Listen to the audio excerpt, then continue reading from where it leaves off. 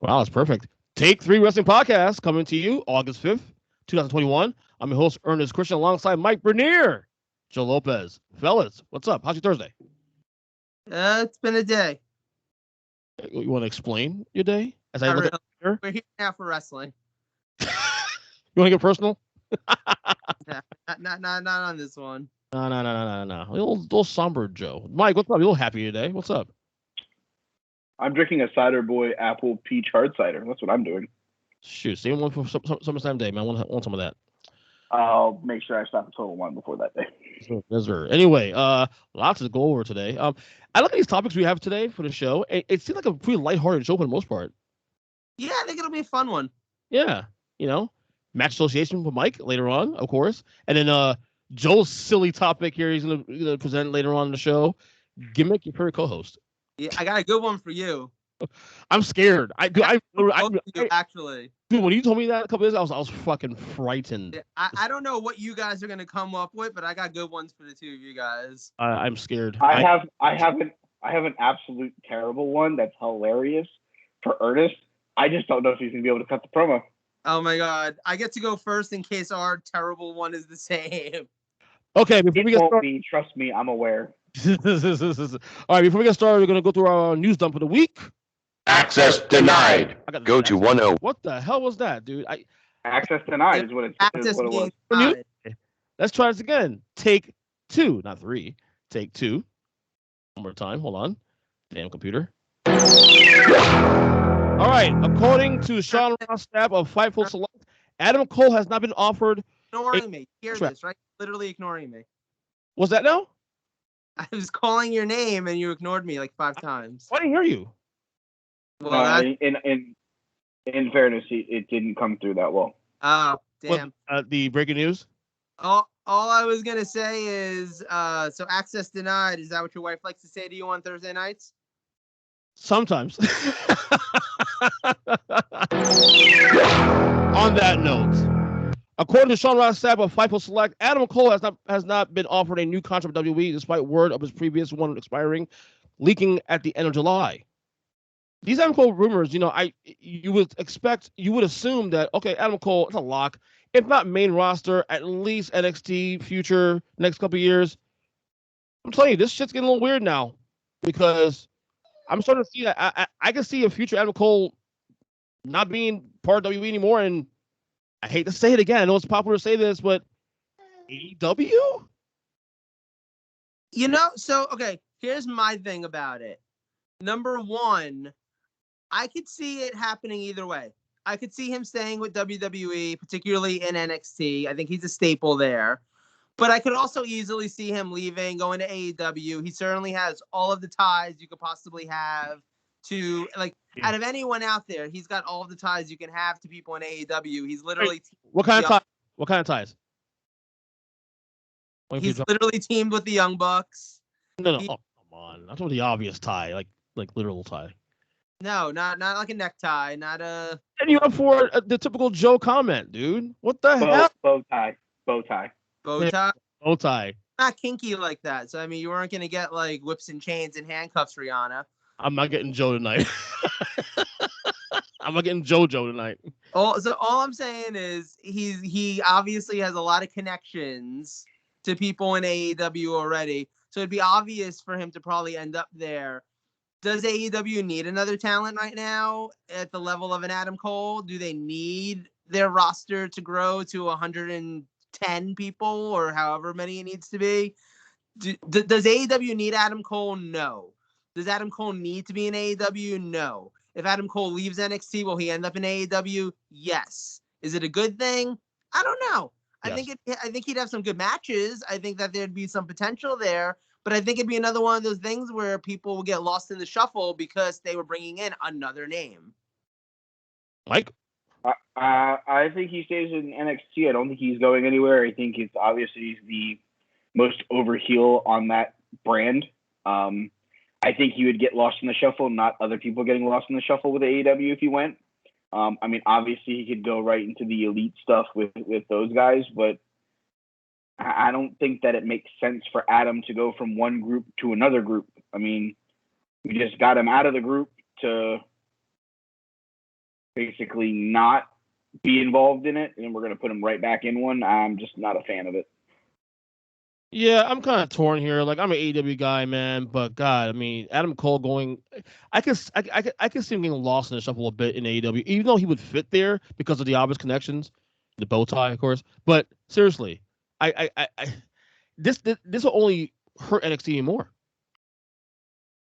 I necessarily don't think it hurts NXT. Yeah, I don't think so either. Because at this point, they've done a brilliant job. It's the one thing they've done right as a company is they've gotten new talent on that show to develop. Okay, Adam Cole leaves, who becomes the biggest heel? You could put Roderick Strong and the Diamond Mine in there with Malcolm Bivens doing promos. You could transition it to basically any of those guys that are in that breakout tournament. You could have do something and become a major player right away. You have Imperium if Walter decides to stay over after the Ilya Dragunov match. So I mean, there's guys there that are available that they've used from time to time that makes sense to where if Adam does leave, they're not in the worst shape. The loss that will hurt them more is if Pete leaves. Yeah. Pete Dunne? Yes. Is that actually a possibility based on his contract is supposedly up right around the same time Adams is? That's the rumor, yeah. I'm gonna say. You want to know the funny thing? Mm-hmm. One of the funny things. This is something I don't know if I told you, Joe, but I was reading online. The Cannon, the guy that got fired. Okay. The reason why he got fired is because he let these two contracts basically expire without talking to him. Oh shoot. Okay. The guy who basically took over for John Laurinaitis as the contract dude of NXT let these contracts go and just didn't even fucking pay attention to him. Ooh. I wonder if I don't understand. I wonder if it was also on his watch where Aleister Black never had his contract upgraded out of the NXT one, and that's why he had the no 90-day clause. I mean, at that point, I think that's everybody in WWE's fault because it wasn't like he was on the main roster for 30 days. He was on it for 3+ years. Yeah, I think that's when everybody wears that one. I'll say this too, though, before we move on from Adam Cole, though, I really do sort of feel like he's also kind of stale in NXT right now, which is why I don't think he'd actually be a loss to NXT. He really hasn't done a lot since the Undisputed Era broke up, other than feud with Kyle O'Reilly.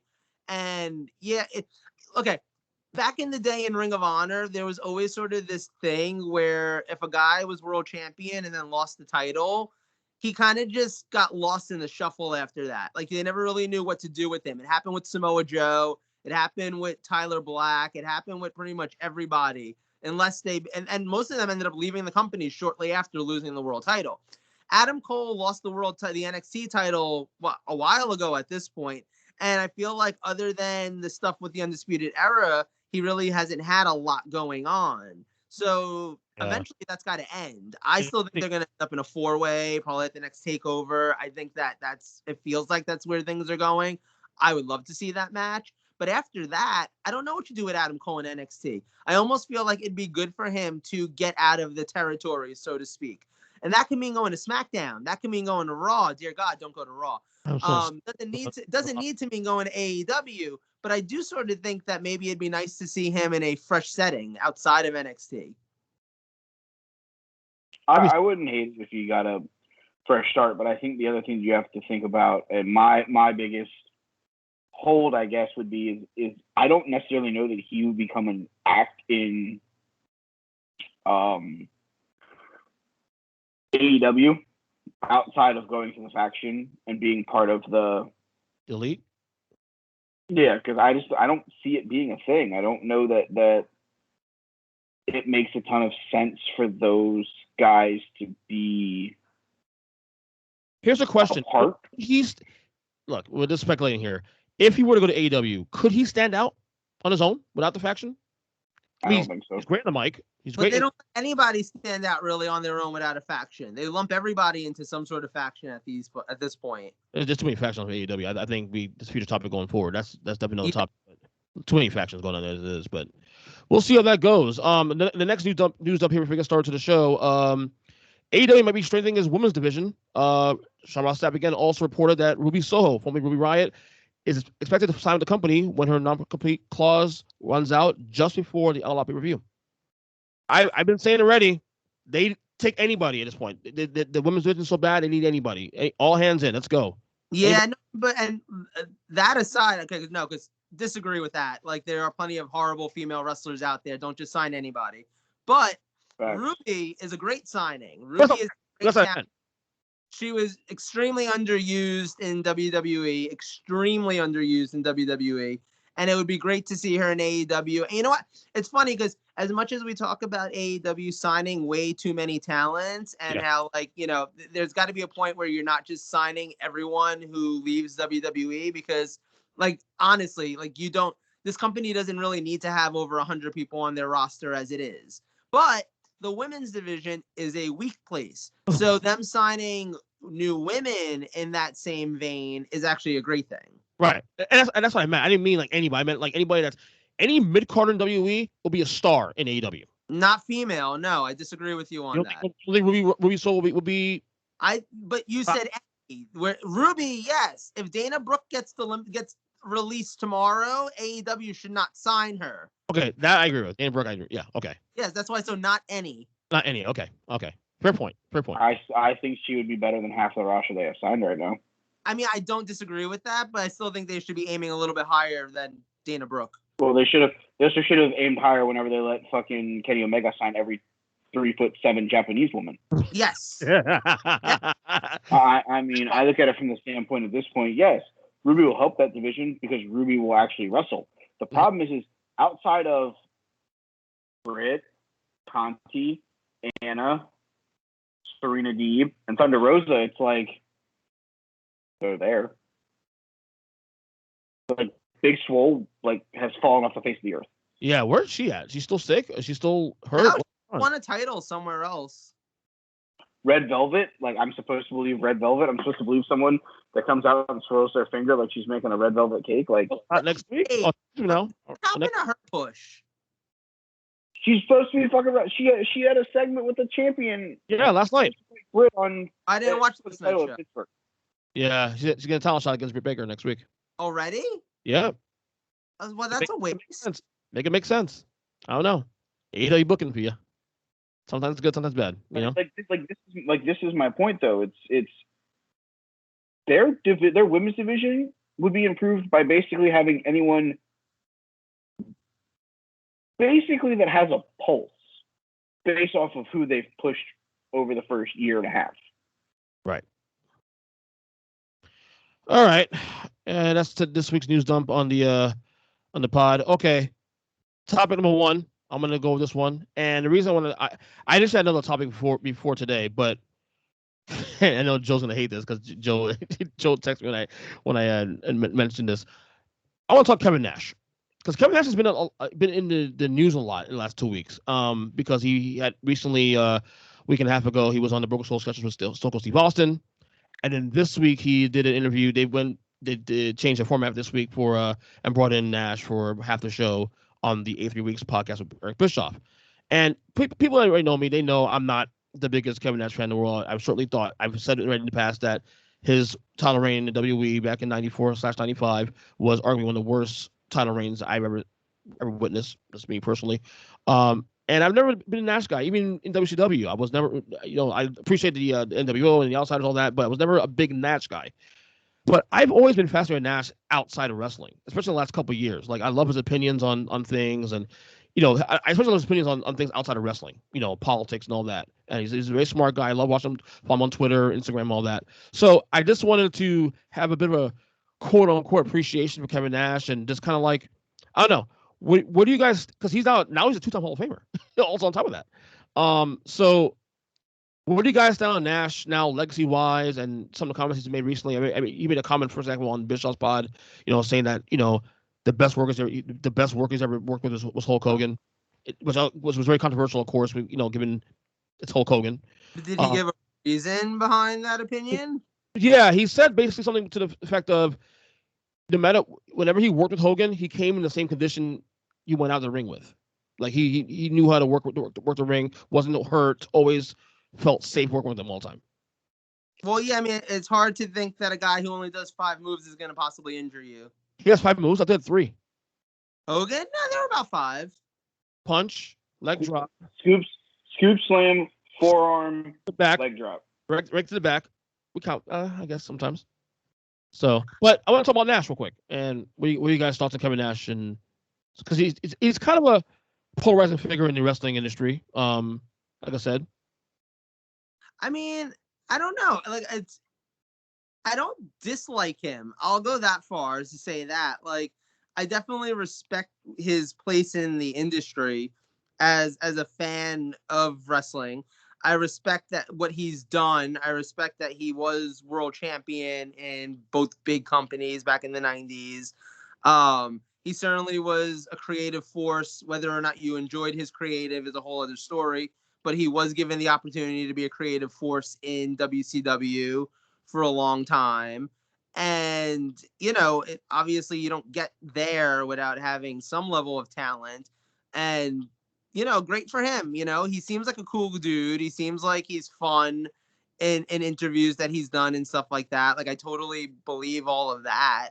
But I'm not going to sit here and act like he's had like a bunch of 5-star matches. Oh, no doubt. Like he's more memorable for some awful matches than he is for any good matches. Like, honestly, if we're playing Wrestler Association with matches later, if you brought up Kevin Nash, chances are you're thinking of like the finger poke of doom, or you're thinking of when he beat Goldberg in like the worst way possible. You're not thinking of like some 5-star classic that he had. He's had some good matches. There's some good stuff with Shawn Michaels and Bret Hart and stuff. Like, my happiest memory of Kevin Nash is probably as a kid, the match that he had with Bret Hart in the steel cage, where like the Undertaker dragged him under the ring, like through the mat. Like, that's one of the coolest things when I was like 12 years old. That was awesome. Right? Royal Rumble on 96, I think. I think it was an In Your House pay-per-view, actually. Okay. Like, that was awesome. I will give you that. That was a happy memory. Like, I didn't dislike him, but like I was also a huge Hulk Hogan fan as a kid, but I'm not going to sit here and act like Hulk Hogan was like this great wrestler. No. Wait, you weren't a fan of the bump he took against the finger poke? Okay. If we're being clear here, the best selling that Kevin Nash has ever done in his career was when he tore his quad during that like 10-man tag on Raw that one time, where you knew he was legitimately injured because he's never sold as well as he did in that moment. What was that? It was a really bad NWO attempt on Raw, where like Shawn Michaels and Booker T were part of it. Booker T was part of the NWO. His second run. That was awful. It was god awful. And then let's not forget Kevin Nash's like run in like WWE. What was it, 2011? And in 2003, like these are not good runs. No. He was basically 2003 reign was god awful. We sat through it. Yeah, exactly. I remember him. I actually, you guys reminded me he was there in 2003, a couple weeks ago when we were talking about the Hell in a Cell matches, all that. It's like, don't worry. We've stopped watching 2003 to give ourselves a mental health check. What, you guys? How bad that fucking run was. You guys had that boycott still going on in 2003? It's just not worth doing it to ourselves. I mean, literally, I'm just glad that I think we're like almost. We're like in September, so that we can. Like, we're in September. We're in the the England only pay-per-view. Yeah. So like, I think we're at like the tail end. So now that we have a little bit more flexibility, we can try to get that finished to finally get to a year we actually may enjoy. Yeah. No, but I as a kid, Diesel with the black glove and the like, it was fun.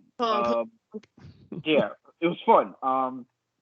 Him being part of the group that went over to WCW as part of the NWO was really good. The problem was they then gave him creative control. Yeah. Oh yeah. And I'm not losing to this person. I'm going to be the person that beats Goldberg. I'm going to do this. I'm going to do that. I'm not going to go to WWE because I want to sit at home and get paid. But then I'm going to come back to WWE and get hurt 3 times in the 6 months that I'm there because I haven't wrestled in 2 years and I haven't done anything to keep myself in shape because Turner's still paying me. So it's one of those where it's like the things that he said recently, with about the Hogan stuff and then going out on the Broken Skull and talking about the stories with that. Like, yeah, it's nice that he's getting some relevancy, but he's also someone, and I would be digressed to say this, he's someone that's very outspoken on Twitter.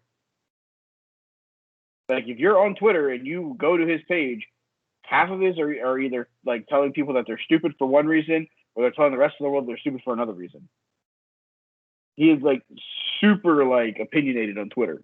Oh yeah. So it's like for the couple of good things he's done, there's some things on there where you're just like, all right, dude, we get it. But what are you most known for? Being a 7-foot guy who's really good at tearing his quad. Right. and so here's the thing too. I feel like because we're at a place that we are now, where like we're so far removed from all of this stuff. Like, look, the NWO was 25 years ago.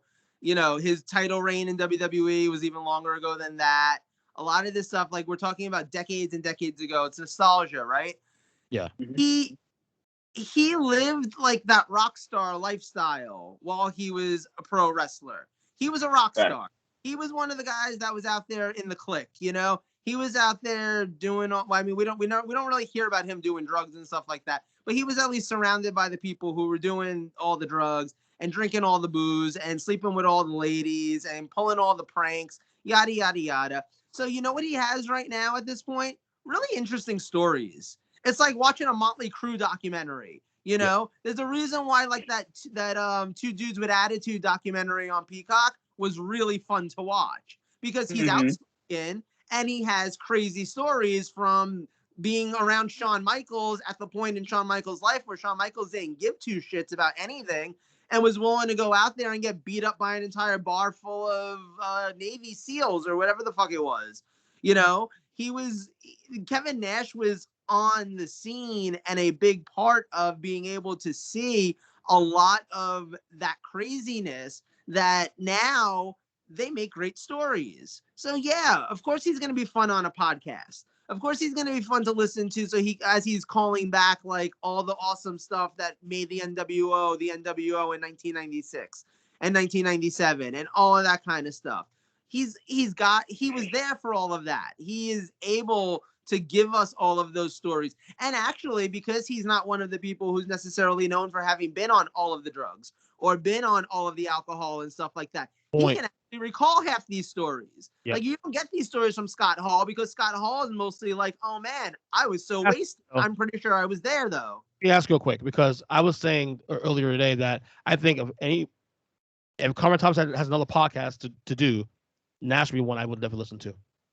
I wouldn't. I don't know that I'd say that. I haven't listened to all of the 83 Weeks episodes so far, but I don't know that I need Kevin Nash's opinion on a lot of different things. And I don't know that he'd have enough. Like, I don't need a weekly podcast about how Shawn Michaels was in the back room fucking 3 chicks while X-Pac was doing lines of coke off of fucking Scott Hall's like baby brother or shit like that. I don't need to listen to that every week. I don't need those stories every week. I think that it's an interesting thing for an occasional, like a shoot interview or like a one-time appearance on Broken Skull Sessions or one time on Eric Bischoff's podcast and stuff like that. But I actually don't think that he's the brain that you pick. Like, the reason why Jeff Jarrett's podcast works so well is because Jeff Jarrett has done so many things in the wrestling business. Right. You can get stories from Jeff Jarrett about being in Mid-South. You can get stories from Jeff Jarrett about, creating TNA. Being the main event in WCW, walking out on Vince McMahon, all that kind of stuff. Kevin Nash doesn't have those stories. And those are the stories that I like when I'm listening to a wrestling podcast, especially from like an older wrestler. Those aren't the stories that Kevin Nash has. Like if you try to do an episode on Kevin Nash leaving the WWF, it would be like, yeah, I told them I was leaving. All right. Like, that would be it. You know what I mean? Like I said, like his interesting stories are not the things I want to hear on a podcast on a week-to-week basis. I think he would have a couple interesting stories. I don't know that it'd be anything for like longevity's sake. Right.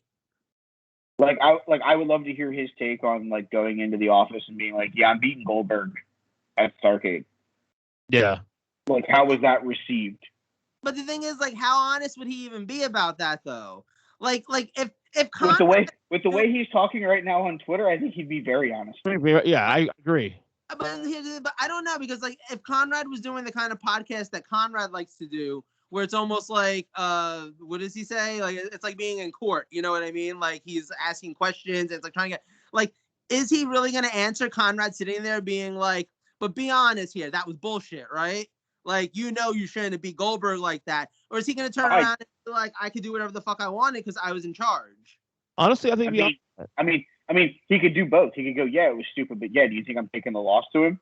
I mean, it's a guy who isn't a professional wrestler who came in and was a football player that fucking insert random booker here booked to the moon. I mean, at this point, what does Kevin Nash have to lose for being honest? Yeah. He can call shit, but I mean, he could still say, yeah, that was bullshit, but I decided to do it because I'm in charge, and, I thought that fucking I shouldn't be a former world champion losing to a guy who was 193-0 and was this big deal because he was spearing Hugh Morris's of the world.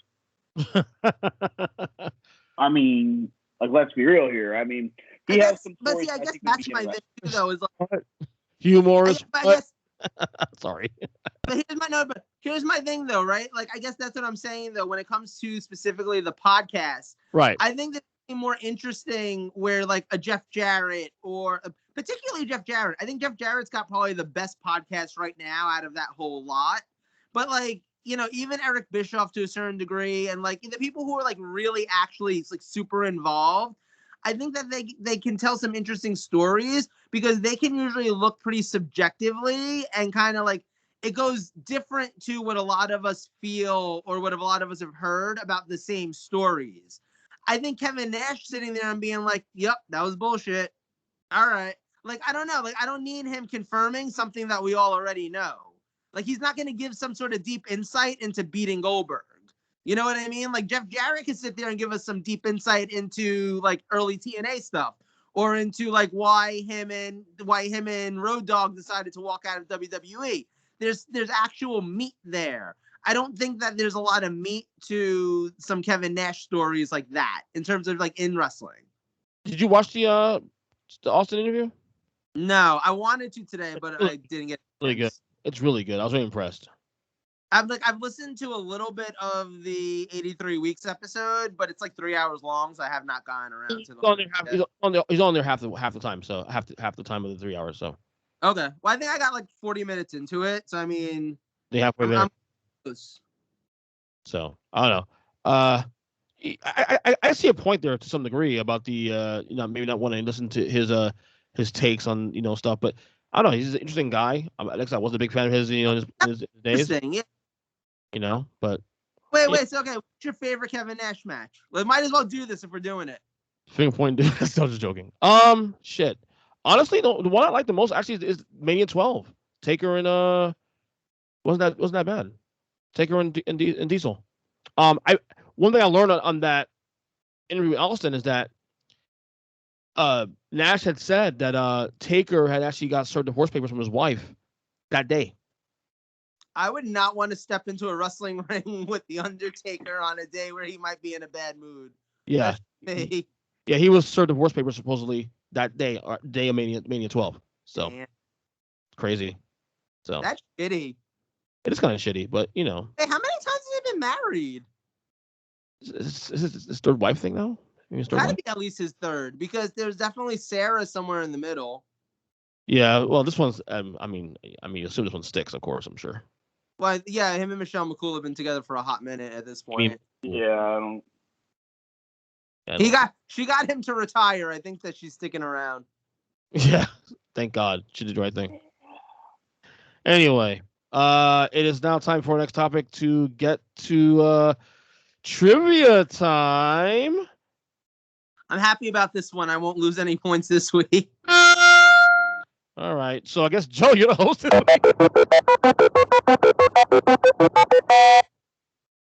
Sorry. I love that for me. Yeah, yes. Yeah. I got a good one for you guys, though. I got a good one for this week. So, wait. How does this work now? You guys have to wager the points first, or I ask the question first? You ask the question. Okay. We wager, and then we give you our answers so we can't steal each other's answers. All right. So I knew I was going with a Daniel Bryan and CM Punk related question this week because, you know, they've been the talk of the town, obviously. They're probably both potentially future, soon-to-be AEW superstars. I wanted to ask a question about them. I didn't want to completely screw you over, Ernest. Yeah, thank you. I've decided not to go in the Ring of Honor direction. Thank God. Because we have no chance of getting that right. Thank God. I don't know that you're going to get this one right. Oh. And that's a little sad, but that's on you because it's all available on Peacock, baby. Mike, I trust you in this one. Hey. Okay, you guys ready? Good. Mm-hmm. All right. No Way Out, 2012. CM Punk defended his world title in a triple threat match. One of the opponents was Daniel Bryan. The other opponent was this man. And go.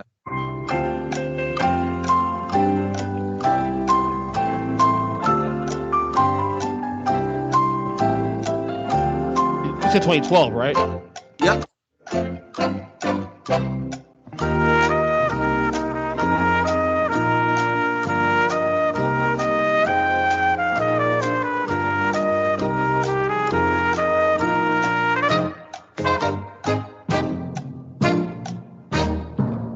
Not only was this match for the WWE Championship, but also the love of AJ Lee. All right. I'm going to wager 100. Okay, Mike? I am going to wager 500. Mike knows the answer. I can write that down. Fuck. All right. How we do this now? We're going to... Ernest, you guess first. Because yeah. Okay. This one seems right. Is it The Miz? Mike, your guess? My guess is the Big Red Machine, Kane. Damn. Mike got it right. Damn it. He was in the love triangle with AJ. Yep. Yo, That's all on Peacock, buddy. Yeah. And you should be happy because my original question, and I'm gonna ask this question now. Neither one of you knows the answer. I promise you. Okay. But maybe someone. I may know it. I'm gonna take a guess. That's fine. I haven't actually even looked up the answer, but I know that there's only one answer to this question. Maybe someone on Twitter knows it though. Maybe one of our 5 listeners will chime in and answer it. We have 6 now. Okay, great. Our 6 listeners maybe will chime in and answer it. But Daniel Bryan and CM Punk wrestled a grand total of 1 time during their illustrious Ring of Honor careers. And I was going to ask you guys to name the show. Oh, I want to say it was like Reborn. I want to say you're right, like Reborn Completion or something like that. Yeah, or like Reborn Chapter 2 or something. Like I think, like I said, I didn't like stop to look it up because I decided that Earnest had no chance of getting that one. That just seemed unfair. Mike, you want to update the scores for us? Yeah. All right. So currently, Joe and Earnest are both at 800, having 0 correct answers. I am currently at 1,800. Next week on the show, I will be back taking over the reins as we just keep going in this order. So Joe and Earnest will be the contestants, and I will be the trivia host. Yeah. Oh God. I will tell you both right now. I'm giving you Access denied. Go to. For the record, I found it. I found it. I know the answer now. What's the answer? It was Reborn Stage 1. Fuck. That still counts. On April 23rd of 2004. It is the only time they wrestled against each other in Ring of Honor. I'm going to forewarn both of you now. Next week's question will be SummerSlam related. Get your studying in. I need a drink, Mike. A little bit of the bubbly. All right. Mike, Oh, Mike, your go. Cider. Sorry, I'm doing some cowboy shit over here. That's right. All right. So, fun one here to kind of break up the monotonous of topics. We're going to do a little bit of wrestler association. We've done this before on the show where we list off a name rapidly, and everyone's got to give an answer for their favorite match from that wrestler. Okay. This week, I've decided to do something a little different. We're gonna specify this. We're going to do specifically AEW rostered members. Oh. Just AEW. You don't have to pick an AEW match, but just members of the AEW roster. Right. So if it's, hypothetically, if it's Cody and it's a match that he had a Stardust against Dustin as Goldust, feel free. So first up, I'll go because I want to mention this match just because fun. The first name that's being thrown to the wolves is the Machine, Brian Cage. Ooh. You want to go now, or we go first, or? I'll go first, actually, so I can mention it. From PWG, Only Kings Understand Each Other. It was a tag match. It was the Unbreakable fucking Machines of Brian Cage and Michael Elgin versus the Chosen Bros of Jeff Cobb and Matt Riddle. Oh. Okay. I mean, that was a fun tag match. Mine won't be interesting because I my only exposure to Brian Cage honestly is in the AEW. So mine, the one thing that comes to mind is the one against Moxley when Taz throws a towel in. Yeah, the one that came to my mind right away was his match against Ricky Starks from like 3 weeks ago. I almost said that one too. I haven't actually seen a lot of his wrestling. Like I'm very familiar with who he is, but I actually haven't. I can't say I've watched a lot of his matches or like that they stand out that much. I did have an honorable mention for Cage, and it was the no disqualification match against Sami Callihan at like Death or one of those Glory by Honors or something. Mm-hmm. In Ring of Honor? No. Impact, Bound for Glory. Oh, nice. Very nice. I gotta figure out what show it was. Oh, okay. It was for the Impact title. Oh, he had a match against Killer Karrion Kross too. Huh. Ah. All right. Next guy. What do you guys go with the next guy? Oh, I got. Oh shit. Okay. I'll go next. Just list off a random member of the roster. Okay, no, I'll do that. Let me see. It was Bound for Glory 2019 against Sami in a no disqualification match. That's not even that long ago. John Moxley. Shield versus Evolution 6-man tag match at, I want to say it was Extreme Rules. The night before Seth turned. Yeah. I definitely sat through him, and I believe it was Brody Lee. It might have been Homicide, but it was in a really tiny building in Union City, New Jersey at like Evolve 4 or something like that. And they definitely came over to my section of the audience, which wasn't hard to do because there were only like 70 of us in the audience. But it was awesome. It was back when Moxley was like first on the indie scene, and he was great.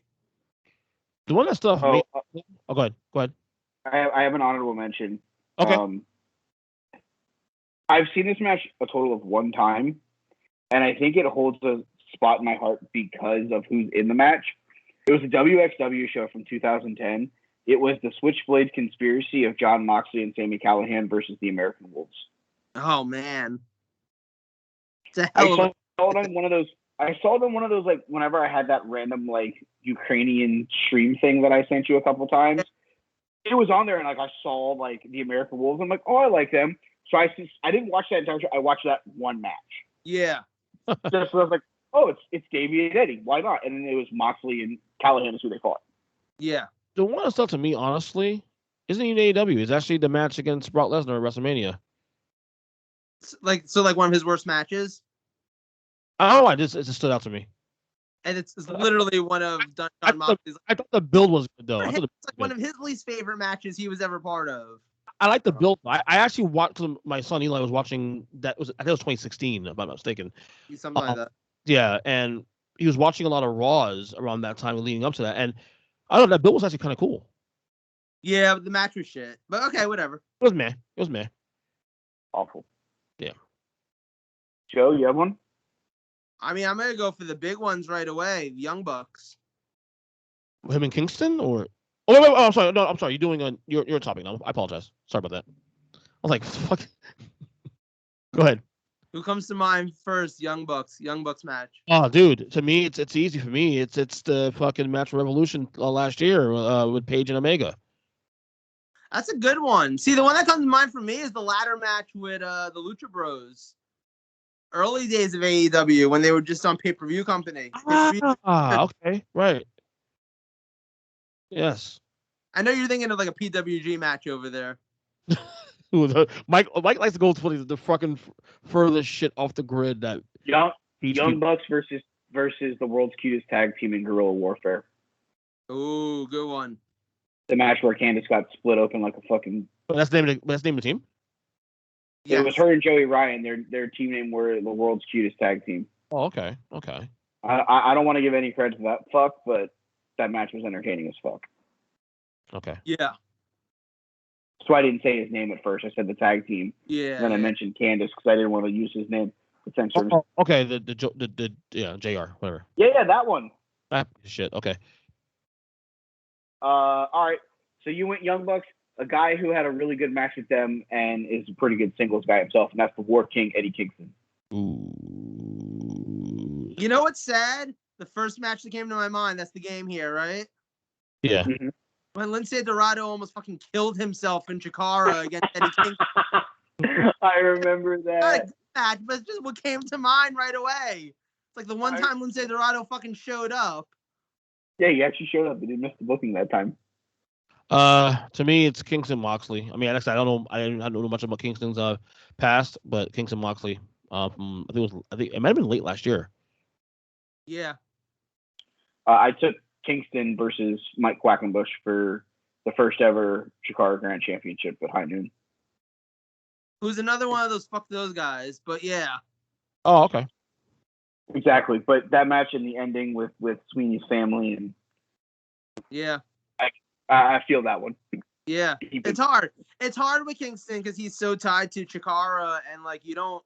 It's like I can't wait for the day when we can remember at least like the company and like the matches and stuff in a positive way where it's not completely tainted. I don't know if that day will ever actually come because like fuck the guy that's in charge of it, but you know. One day, like 10 years from now. Right. Yeah.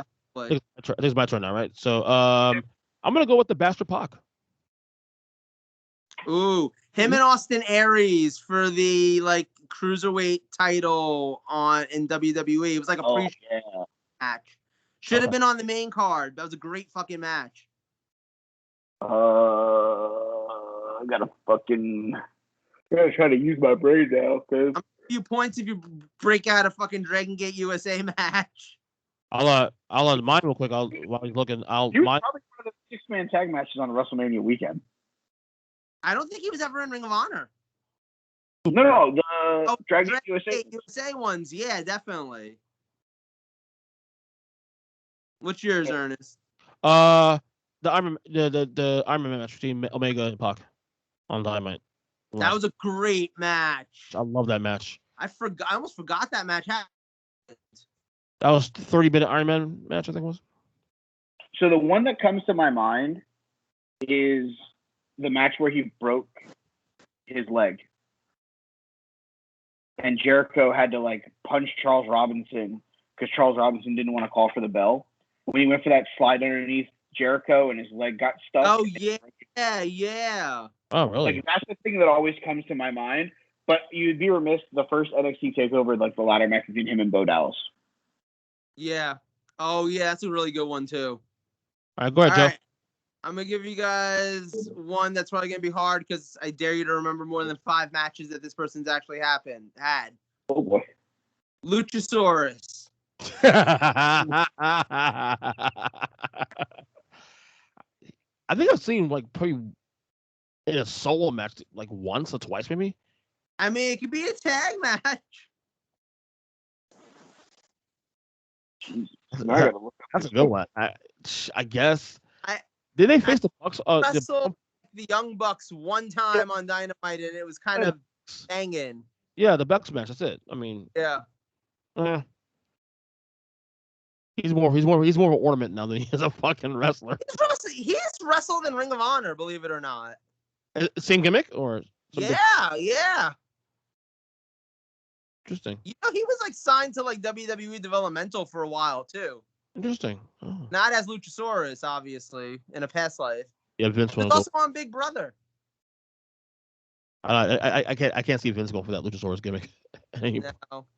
No, I don't know. They had the Funkasaurus. Mike?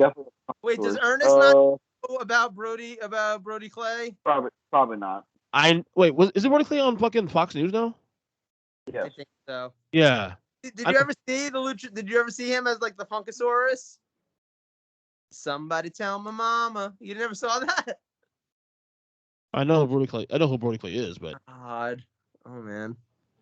I guess I'll just go from their AEW tag title match against Paige and Omega. Oh, I don't even remember that. Episode 45 of Dynamite, it says on Cage Match. Ernest, do you have one, or you already said yours? No, yeah, it's up to you now. Joe, did you pick yours? Yeah, mine. Oh yeah.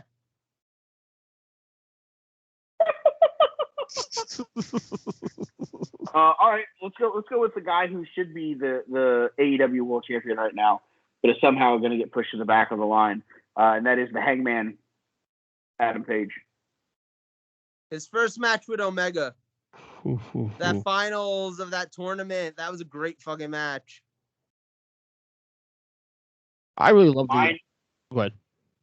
Mine was the match against Jay Briscoe, the no disqualification match at Death Before Dishonor 14. You know, I'm gonna be honest. I never got into his Ring of Honor work. That's why I was actually so surprised at how awesome he was in AEW. Yeah, I've heard that he didn't stand much at Ring of Honor.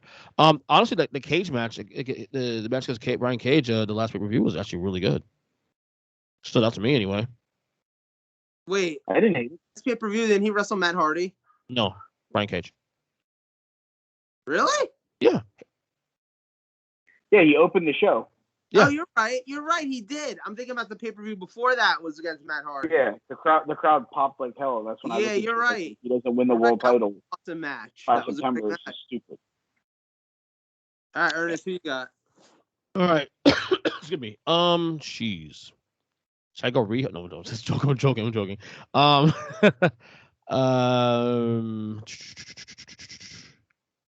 Let's go. Let's go Cody Rhodes. Okay.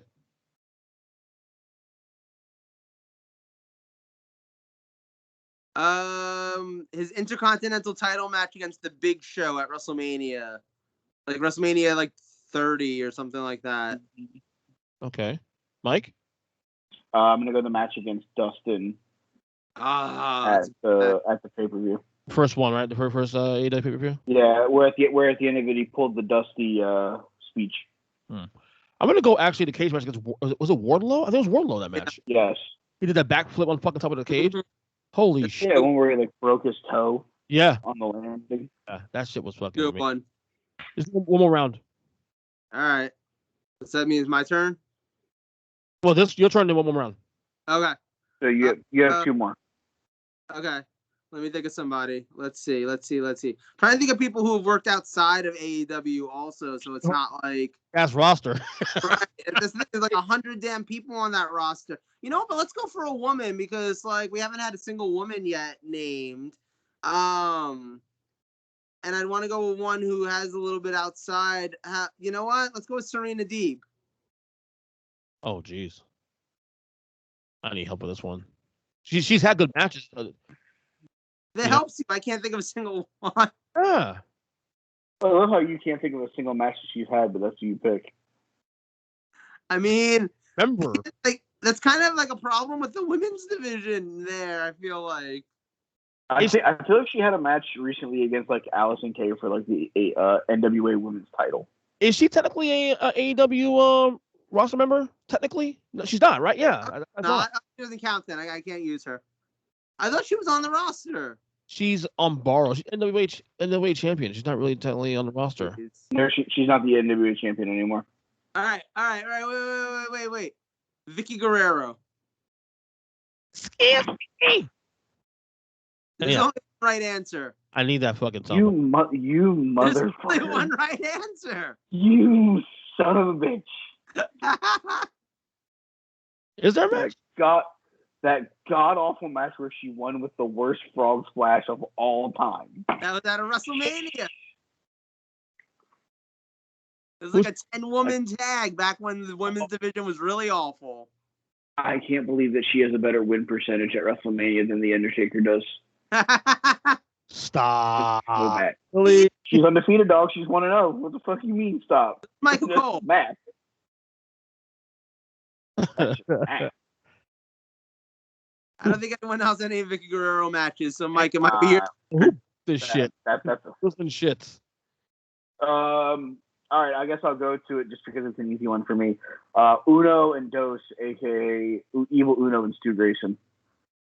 So the first match I ever saw them in was live in person at a Chikara show in 2008, and it was against the team of oh shit, I'm trying to remember. Wait, that wasn't them. That was a totally different tag team. Never mind. I just definitely got them confused with Delirious and Hollow Wicked, and I can't even begin to explain. Incoherent. I love it. Yeah. But I would go Chikara for them. They were the champions at one point for like a show. They were also the champions in PWG for like 5 months. I've never seen any of their PWG work. We need to change that, my friend. No, stand out to me. I remember what stands out to me is when they revealed when they first came on AEW. I think the second or third episode Dynamite, and Excalibur was reacting in a way where we're supposed to know who he is. I'm like, okay, I'm supposed to know who these guys are, but I don't know who they are. That's too crazy. Like, huh? Who are they? But he made it sound important. That's why it stood out to me the most. No matches really stood out, honestly. These two for me, but there's most of the moment. These are the worst. As Mike shakes his fucking head. They're pretty great. And right now, for some odd reason, I'm also getting them confused with 2.0. There's a lot going on in my head at the moment. 2.0 was where before AEW? Where were they at? Because they were in NXT. They were another team that was also a Chikara tag team. Were they known as 2.0 NXT also? No, they were known as Everrise. What was their name? Everrise. Everrise. Okay. I called them Even Flow the other day on our daily podcast. Even Flow. Damn. By the way, my answer is the ladder match that I mentioned between them and the Young Bucks and Kyle O'Reilly and Adam Cole as the trivia question from Tremendous 3, as well as the match for the Chikara Campeonatos K Parejas, where they actually took on the team that you mentioned, Joe, which was Hollow Wicked and Delirious. Is that they beat them for the belts, right? Yeah, in Ohio. Okay. And then they defended them and lost to the Osirian Portal the very next show in Philly. Yeah. I remember that they held them for a grand total of one show. I think I even have those on DVD. I do enjoy the fact that at the very next show, after they lost the titles, they beat the aforementioned 2.0. Ha! And it all comes full circle. Always. And Brian Hemsberg was probably the referee for half those matches. Probably. It's my turn now, right? I think? Yes. All right, last one here from me. I am going to let's go with the obvious. Chris Jericho. Oh man. Him versus The Rock for the WCW World Title. No, for the undisputed World WWE title when they united the two belts at Royal Rumble 2001. Surprised you didn't say the when he beat Austin and The Rock. No, because I think his matches with The Rock were a lot more memorable by themselves. Okay. He had a great match with The Rock on that show too. At was it Vengeance or whatever it was? But his matches with The Rock, just one-on-one, were some of the best work of Jericho's early career. To me, to sounds to me, Jericho is actually the Mania 19 match against Shawn Michaels. I fucking love that match. That's a great match. Fucking love that match. My choice is just because of something that happened because of it, and what led to the match was probably the greatest in-ring promo in WCW history, which was the Dean Malenko match at Slamboree, and what led to it was move number 3, the moss-covered Armbar? three-handed family Gargonzola. Did he know any arm bars? Move number 4, armbar. Move number 5, the Saskatchewan spinning nerve hold. Move number 8, armbar. I do enjoy that hold number 725 was the Super Blizzard. What the fuck is the Super Blizzard? I think it's something you buy at 7-Eleven. Yeah, definitely the Malenko Slammer rematch for me. All right, I got the last one for us. Oh yeah, that's one. This is an easy. I don't know how we missed this one this whole time. Because talk about having a long career outside of AEW. Christian Cage. Ooh, mine. That to me is easy. It's the TLC matches. Yeah, I was thinking of the TLC 2 at WrestleMania 17. Or the Brood, whatever. Mike's got a different one. I'm sure. The ladder match where he won the world title against Alberto Del Rio, where Edge came out and helped him. Another asshole. Was it against Del Rio or was it against Orton? No, Orton was the feud after, wasn't it? Orton was the feud after. Del Rio was his immediate title win because Del Rio was feuding with Edge when Edge got hurt. Yeah, you're right. That was like 2011. When he won his first title. Nice one. And then he turned into a chicken shit heel. They don't call him a script for nothing. Just saying. His nickname. Okay, hold on. Before we move on, his nickname on the AEW roster is Instant Classic. What? What? He's the Instant Classic of what? Being fucking like 50, wrestling like in the main event of a pay-per-view against Kenny Omega? I'm so fucking confused. That match is gonna be great though if it happens. So you say. I'm excited for it if it happens. Not as excited as I've been for Page. It'll happen. Callis is going to get involved, and I'm not going to be excited about it anymore. Yeah. All right, if we get to the next topic, Joe, what do you love this week? All right, I'll make this real fast and real simple. Cody Rhodes, after the match last night against Malachi Black, you took your boots off. And we all know what that means. You had to no. Take a little bit of a break. It means you're ready to go film the next season of your game show. It means you're ready to spend some time at home with your child, the first dual racial born child in the history of the world. It means that you're going to be taking the TO over from Brandy. As we've talked about, she's not going to be happy about that. You should let her watch your shows. But it means you're about to take some time off from wrestling. And you know what? I think that's okay. Because you know what? We all love you. And we're going to look forward to you coming back. And we're going to be super excited about it when you do. But until then, take your time. Treat yourself. Cody Rhodes. I love that for you. By the way, for the record, Cody Rhodes has put over everybody so far in AEW. Yeah. Cody last year. Over. Hey-o. Put over Darby Allin. Put over Malachi. I mean. Yeah, no, it's as if he's not the Young Bucks or Kenny Omega. It's crazy. Yeah, remember the whole 2 years ago about the I won't if I lose this match I won't ask for a title shot ever. He's still sticking to that. He's still sticking to it for 2 years. Okay, so the fact that you just brought up Kenny and the Bucks is the funniest thing because all I see on social media is how Cody had to make the spotlight about him. He had to take his boots off. Could let Malachi have the moment and come out on next week's show and cut a promo and let Malachi take him out again. Do you want him to take up more TV time next week when he accomplished the same thing by taking his boots off and getting blasted in the fucking back of the crutch? What the fuck do you mean? Wrestling fans are stupid sometimes. They don't see it.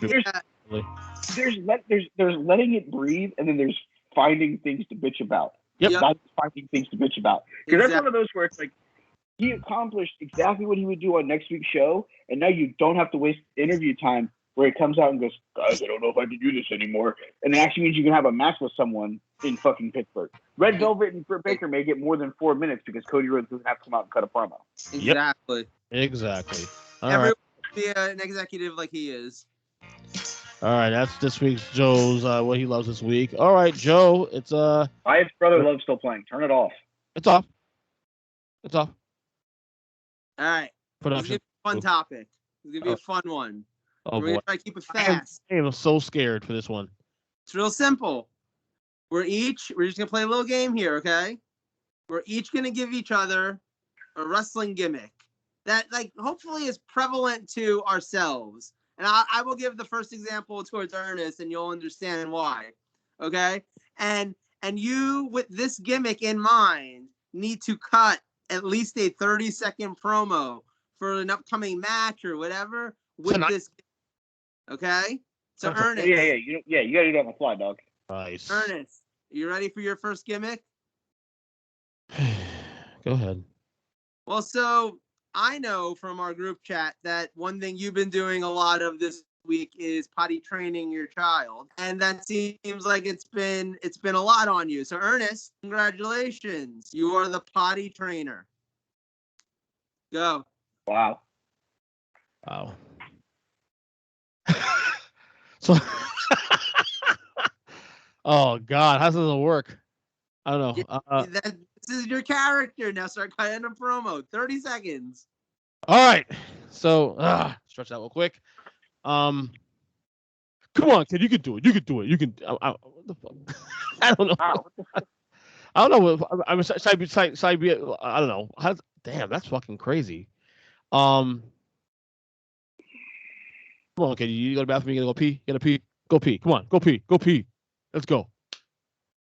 I don't know. That's I didn't think I had to do a fucking promo. I thought it was gonna, gimmick your co-hoster and that's it. No. I mean, unless you think that's faster. I actually got to step out for a second anyway. So if you guys want to play this game amongst yourselves, feel free. Make him cut that promo, Mike. No, you do a promo, Joe.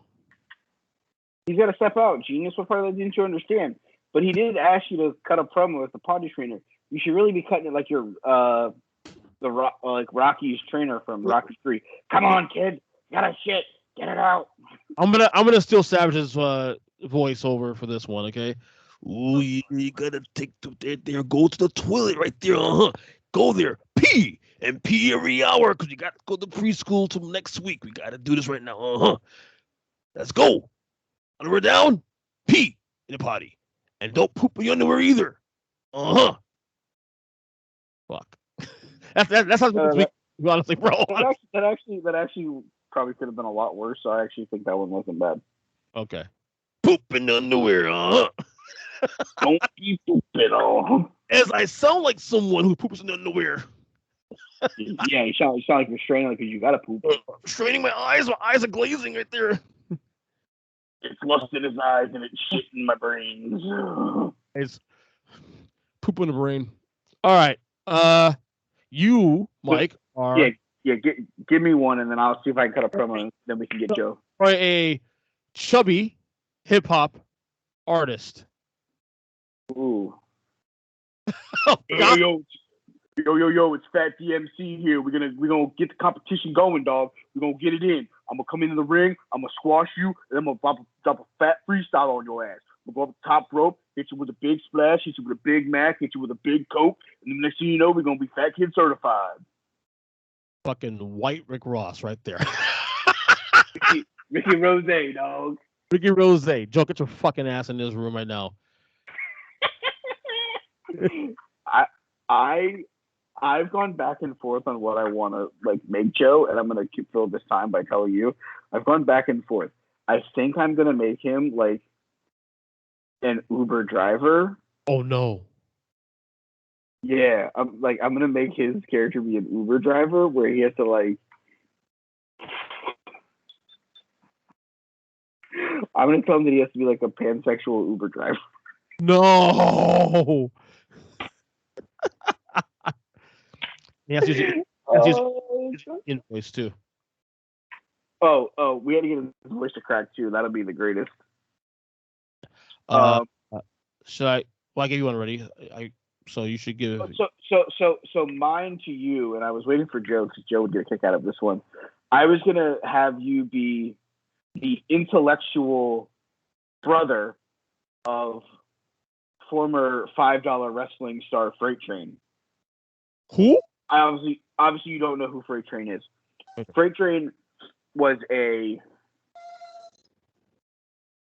I'm trying to be. He's a special needs wrestler. He became a wrestler, but he has special needs. I believe he's autistic, and he would cut like these like really long-winded promos where he'd forget his lines. So like he'd write them down on paper so he could remember the lines. So I was gonna have you be like the intellectual scholar older brother to Freight Train. Oh no. Lack of a better word, dumb down my intelligence to speak to my. Let me try this one. I see he's a genius. You really should. That's kind of what I was thinking you would do. Is you would use him as a stepping stone. Little brother, how you doing today? And now you have the whole world ahead of you.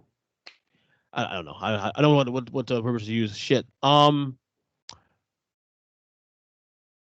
tough. That's harder than I thought. Cause It really is difficult. I'm good for poop.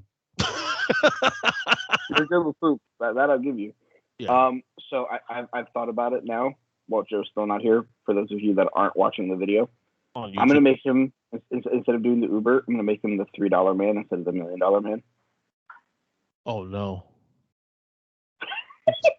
$3 production. Everybody's got a price. Yep. I got enough for fucking juicy fruit. I got enough to go get a McDouble from McDonald's. Yeah. Yeah. Can I cover the tax though? I don't know. We shall find out. Right. We're gonna gamble. $3 Productions. Hey, The Rock can do it. He can do it. That's what I'm saying. I mean, yeah. $7 Productions, brother. I feel like we could sit here and wait a couple more minutes, and if Joe isn't back, we could always just go to Wrestlers of the Week, and we'll make Joe do something where he puts it on Twitter or something, because it's, I don't know how long he's going to be gone, and I don't want it to be. Joe actually did cut a promo for my son back in April when he got to WrestleMania. Yep. My son Eli's still asking for a return promo from him. I don't think he wants it, brother. I think he's going to have to take it one step at a time, because if he comes after my teammate, I got to go after him, because I'm the other half of the tag team champs. Yeah, the old school tag. I'm the psycho one. There's Joe. Oh, hey, there he is. Woo, got him. All right. Well, okay, so I did the poop emoji. You did a one where he was talking about straining and not pooping in your pants. Oh, I love that. I can't wait to go back and listen to it. Can't wait for you too. He gave me the fat white kid rapper, which I've now been designated as the white Rick Ross. Okay. Yep. He actually nailed it. He nailed it. And then I gave him one where he had to be the intellectual brother of former $5 Wrestling World Champion Freight Train. Oh, Jesus. Oh, I had to go into the fucking He decided to go with the genius and talk to his brother in his promo. The macho. Well, Mike, I got one for you. Okay. All right, you ready for it? Mm-hmm. All right. You're a crooked baseball player. Oh. No. You're basically Pete Rose. Oh, well, that's betting on. Well, no, he was top two. All right, no, okay, so not Pete Rose, but you played for the Angels during like Sign Gate or whatever it was.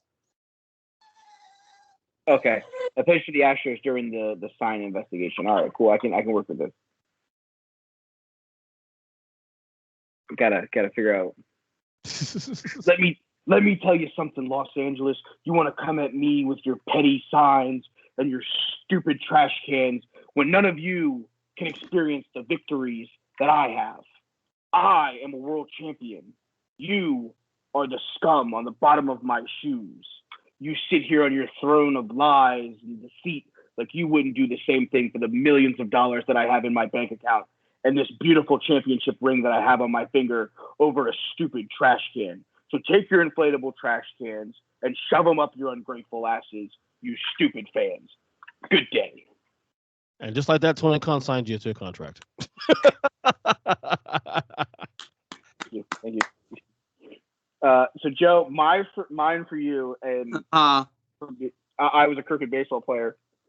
You get to play the role of the 300 penny man, the $3 man, Ted Brokiowski. Wow. Okay. All right.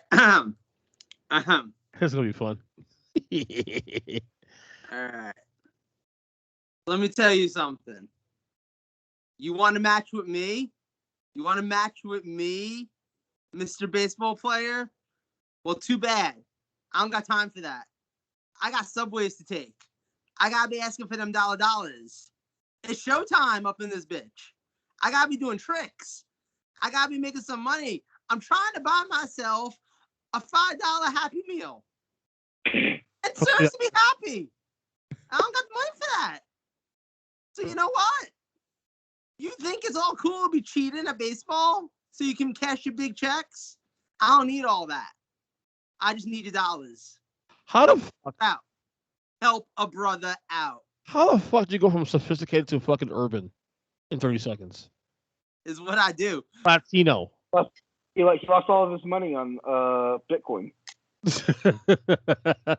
Ethereum. All right. Joe. Hit me with it.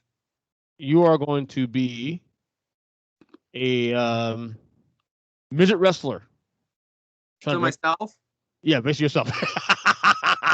Basically, midget wrestler trying to sell to Vince McMahon that you deserve to be in the WWE. Okay. All right. All right. So Vince, listen. All right.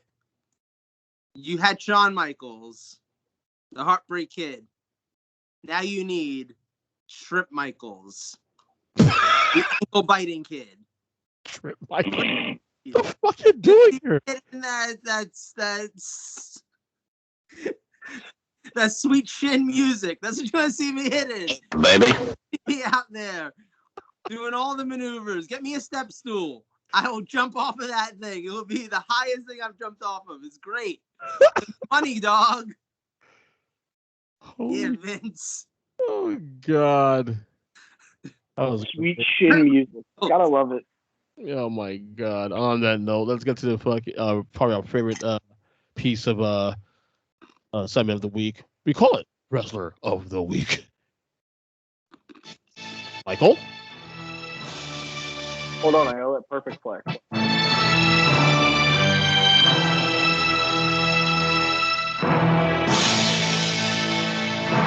It is Thanksgiving Wrestling's Wrestler of the Week. Who wants to start this week? I'll go first. My 3 here. This week was actually a pretty interesting week of wrestling. Let me bring it up real quick. I'm actually stalling as I'm trying to find my fucking list here. There we go. There. Text message. Yeah. Number 3 for me this week. She made her triumphant return to SmackDown as a babyface, only turns a heel, which is kind of weird because she was never really a babyface, really. Anyway, Sasha Banks is back. The boss. The legit boss is back. We're gonna get the SummerSlam, hopefully SummerSlam match between her and Bianca Belair. Not official yet. I'm sure it'll be official by tomorrow. But Sasha Banks number 3 for me. Number 2, the current Raw Women's Champion who beat Charlotte Flair. That is Nikki ASH. And number 1 for me, of course, squash match. Maybe Cody put him over and just do it. It was done perfectly as well. Malachi Black, number 1 for me this week as my wrestler of the week. So Malachi Black, number 1, Nikki ASH, number 2, and Sasha, the legit boss, Banks, number 3. Go ahead. Music's loud. So It should be loud. Yeah, it's kind of loud. I agree with you on number 3. I'm here for Sasha Banks, her big return, and her face turn that ended in a heel turn. It's kind of amazing. Big Show was proud. So I'm here for her. Number 3, obviously. My number 2, he didn't wrestle. He didn't need to. He will next month. All he had to do was show up after the lights went out and just be the fucking man that he is. And that's Super fucking Dragon. We episode of the podcast over about that guy. Hell yeah, we did. Super fucking Dragon. Yes. And my number one, ironically, also showed up that same night after the lights went out a second time. But he's on my list because of his big win over Cody. Literally knocked the man out of his boots. And that is Malachi Black. Metaphorically speaking, he knocked him out of his boots. All right, Michael. All right, my list, I agree with both of you. At number 3, I have the boss, Sasha Banks. At number 2, his big victory gets him here, and that is the AEW debuting Malachi Black. Yes. My number 1 wrestlers of the week, though, are part of the AEW/Impact/New Japan Forbidden Door. They won the NJPW Strong Tag Team Turbulence Tournament, and that is none other than Carl Anderson and Luke Gallows, the Good Brothers. All right. So for the week, the winner of the week is Malachi Black. He had the most points.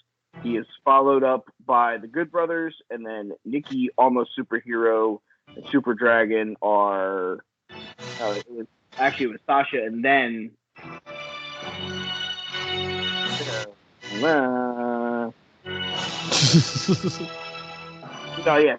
Sasha was 4th. Okay. Sasha was 3rd. If you had told me, hold on, let me just real quick. If you had told me, this is our 3rd week doing this right now. If you had told me Nikki ASH and Matt Cardona would be the 1 and 2 on the rest of the week, I would have called you a liar. But we're here. So our top 6, because we don't have a top 5. Nikki, Almost Superhero, is in first place with 15 points. Matt Cardona and Malachi Black both have 10 points. They're in second. Big E and Shingo Takagi have 7, and the head of the table, Roman Reigns, is in 6th with 6 points. Pretty cool. And if you want to get technical, 1, 2, 3, 4, 5, 6, 7th place, of course, is my boy. Mommy! So, Lashley. He's in like a 7-way tie for 7th. Still. Mommy! You just wanted to use Bobby. That's correct. Where's William Regal yelling War Games? I'm gonna steal it from 3 Count. War Game. I feel like you need to get some samples of our promos and need to put those in there. I need to hear Body Master coming up. Yeah. All right, guys, we got going. Any last thoughts? Any final thoughts before we get going? R.I.P. Beautiful Bobby Eaton. Yes. Of course. Age 62, passed away today. Never really knew who he was for years. I might have saw a couple times at WCW in the early 90s, but didn't really impact me much. But obviously hearing Ric Flair and Arn Anderson, and the men expressed their condolences and his impact in the industry. Samoa Joe has had some nice words to say about Bobby Eaton as well too on Twitter. So another legend, Bobby Eaton, rest in peace, 2 years old. My closing thought this week is I kind of enjoy how nobody's really noticed that John Cena kind of did the heelest thing possible on SmackDown last week and just signed his name to Finn Balor's contract and screwed him out of a title shot. They ain't Baron Corbin. Fuck him. Yeah, but I don't know. I feel like Finn Balor should at least be a little mad at John Cena about it. I'm sure he's so. Well, no, see, Finn shouldn't be mad because he almost lost the title match because of Corbin. So Cena was just righting the wrong and then saw the contract there and was like, I better sign this before somebody else comes out here and does it. He was doing us all a favor. I will say it's kind of fun seeing Cena back in action. Access denied. Damn it! So I play the Cena drop. You want to play the Cena drop? What the fuck? And his name is John Cena. I'm pretty sure all of your buttons only go to access denied, just for the record. Yeah, that's really a fucking thing. Seriously, dude. John Cena!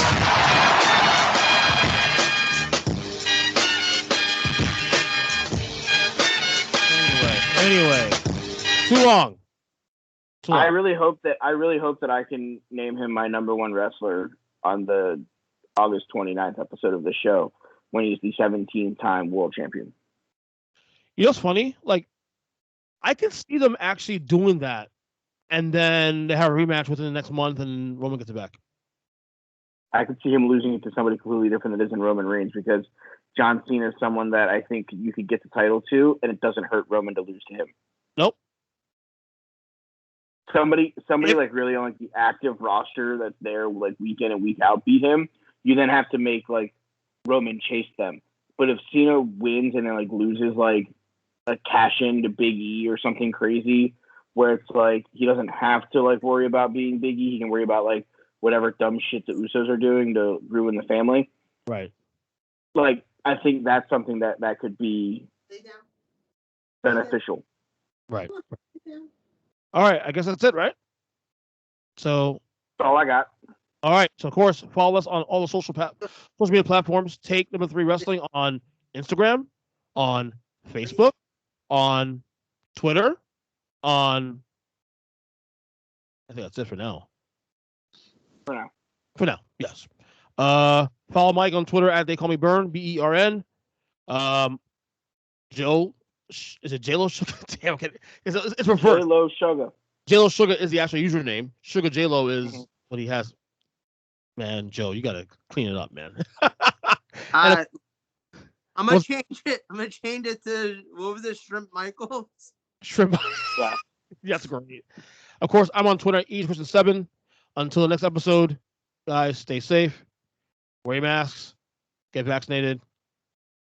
Peace. Good job, guys.